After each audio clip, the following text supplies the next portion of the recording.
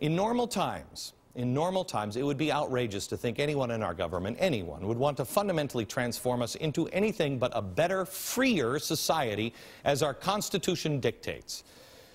But we're not living in normal times.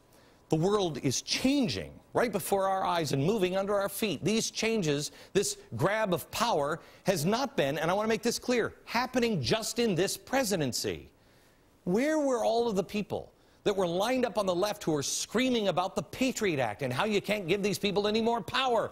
You were worried about Bush, as was I. I at least joined you the last 4 years of his presidency. Grabbing power, abusing it, gathering too much strength. You were right. Now where are you? Stand by your principles. Because the reason you were right was not because a Republican was in power. And the reason why I'm concerned is not now because it's a Democrat in power. It's the word power. If you're one of those people who can say, oh, it can never happen in America, I want you to remember some of the radicals the president has placed around himself and some of the things that those radicals have said. Watch. We're trying to use the power of persuasion. And if that doesn't work, we're going to use the persuasion of power. No, we're going to change the whole system. We're going to change the whole thing. We're not going to put a new battery in a broken system. We want a new system. We kind of agree with Mao that political power comes largely from the barrel of a gun. You never want a serious crisis to go to waste. We took names. We watched how they voted. We know where they lived. These are the people advising our president. You know about his other influences as well, Jeremiah Wright and Bill Ayers. Unthinkable, unthinkable that someone, in a time of crisis, someone might approach the president and say what the journalistic, revered, progressive Walter Lippmann said to FDR when things went down in 1933. He said this: "The situation is critical, Franklin. You may have no alternative but to assume dictatorial powers." FDR, thanks goodness, made the right choice. He didn't turn into a dictator. But Americans knew how close they were by the end of his administration to getting one. I found this old book in a bookstore the other day. It's from 1935, Hell Bent for Election. It was written by a former economic advisor to FDR. His name was James Warbug. He said this. See if this sounds anything like our president or what's going on now.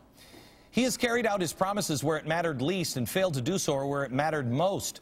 He brought about a certain amount of hasty reform of our banking and investment system. The problem is by no means solved and requires careful study in order that the much-needed real reform may someday be accomplished." On the negative side, he failed to reduce the cost of the federal government, to balance the budget, to maintain a sound currency, to take the government out of business, or maintain the fundamental principles of the American order. He has led us, speaking of FDR, into an orgy of wild spending undreamed of in prior administrations, piled up commission on commission and bureau on bureau to set up or tried to set up a federal dictatorship over all the various factors that affect the lives of our citizens. He has flouted the Constitution, which he swore to hold up. He has made a laughingstock of the sanctity of the national promises, and he has all done this in the name of an emergency. That's FDR. This is one of FDR's advisors that wrote that. This is why 2 years after FDR's death, 2 years, Congress passed the 22nd Amendment to officially limit the president to 2 terms, because whether Lippmann said it or not, Americans could sense it. We're headed towards a dictatorship. I don't know if you sense that today or not. I hope you don't. I'm not asking you to go down that road. I'm asking you to do this. How secure is your freedom today? Lech Walesa, he's the guy who freed the Polish people. He said a couple of days ago, the days of America as the world's moral leader are over. Ronald Reagan said, if we fail, where does the rest of the world run? We cannot fail. We as citizens must pay attention and be involved.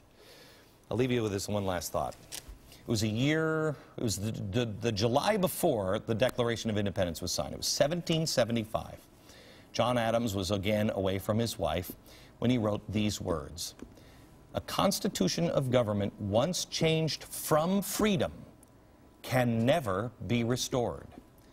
Liberty, once lost, is lost forever.